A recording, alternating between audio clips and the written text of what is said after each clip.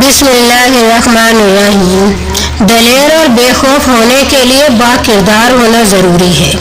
دوسروں کے درد مٹانے والے بن جاؤ، اللہ تمہارا درد مٹا دے گا۔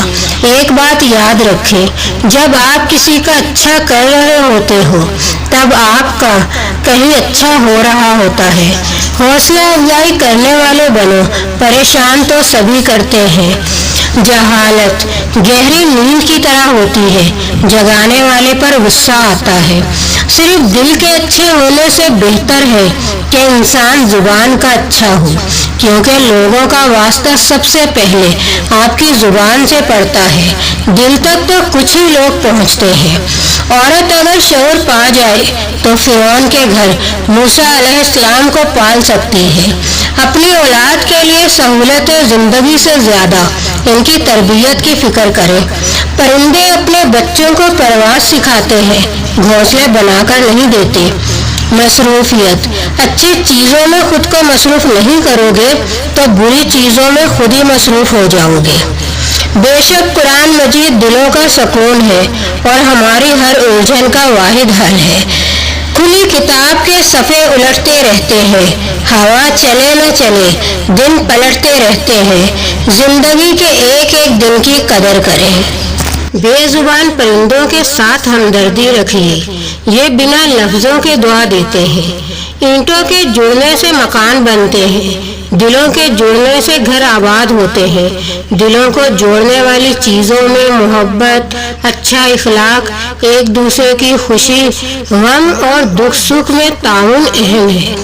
کوشش کریں کہ آپ کے الفاظ خاموشی توڑیں، لیکن کسی کا دل نہ توڑیں۔ لوگ سوچتے نہیں اور بول کر چلے جاتے ہیں۔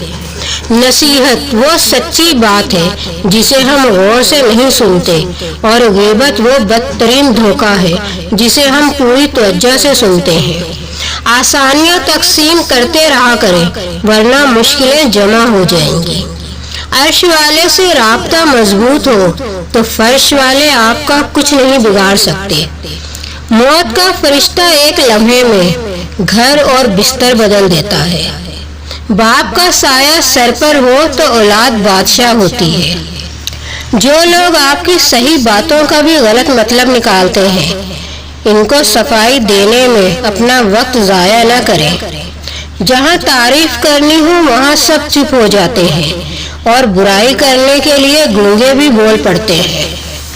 محنت کا پھل اور مسئلے کا حل رب دے گا، یہ مت سوچو کہ کب دے گا، جب دے گا بے حساب دے گا۔ اولاد کو نئے جوتے اور کپڑوں میں دیکھ کر خود پرانے جوتے اور کپڑے پہن کر مسکرا دینے والی ہستیوں کو ماں باپ کہتے ہیں۔ اچھی زندگی اچھی صورت سے نہیں، اچھی نیت سے ملتی ہے۔ جب بھی مانگو اپنی اوقات دیکھ کر نہیں، بلکہ اپنے رب کی شان دیکھ کر مانگو۔ ہمیشہ اخلاق سے بات کرو، کیونکہ انسان پر سب سے زیادہ مصیبتیں اس کی زبان کی وجہ سے آتی ہیں۔ زندگی آسان نہیں ہوتی اور یہ ہمیشہ مشکل بھی نہیں رہتی۔ اگر چاروں طرف مشکلیں ہوں تو پھر آسانیاں آسمان اور زمین ہوتی ہیں۔ آسمان سے آتی ہیں اور زمین پر نازل ہوتی ہیں۔ ہر وقت دل کو پریشان رکھنا دل کو برباد کرنا ہوتا ہے۔ اس دل کو اپنے رب کے حوالے کر دے، اسے اس کی رحمت کا یقین دے۔ پریشان ہونا جائز ہے، لیکن بے یقین ہونا جائز نہیں ہے۔ دکھی ہو لیکن صبر کو بھی یاد رکھیں، رحم و کرم، فضل اور مہربانی کو بھی یاد رکھیں۔ میرا رب کچھ کو فوراً دے دیتا ہے اور کچھ کی آواز بار بار سننا چاہتا ہے، اور کیسے ہی خوش نصیب ہیں وہ لوگ جن کی آواز کو وہ سننا چاہتا ہے۔ اللہ کی کتاب کی خصوصیت ہے بنجر روح ہو یا ویران گھر، دونوں کو آباد کر دیتی ہے۔ قلم اٹھانے سے پہلے تحقیق کرو کہ تمہارے لکھے پر کوئی دوسرا قلم نہ اٹھا سکے۔ دنیا کی زندگی آخرت کے مقابلے میں ایک متاع قلیل کے سوا کچھ بھی نہیں۔ وقت، اعتبار اور عزت ایسے پرندے ہیں جو اڑ جائے تو واپس نہیں آتے۔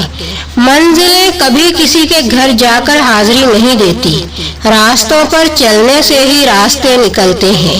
انسان ہمیشہ تکلیف میں سیکھتا ہے، خوشی میں تو پچھلے سبق بھی بھول جاتا ہے۔ شک ایسی بیماری ہے جو انسان کا سکون ختم کر دیتی ہے۔ کشتیاں باہر کے پانی سے نہیں، اندر کے پانی سے ڈوبتی ہیں۔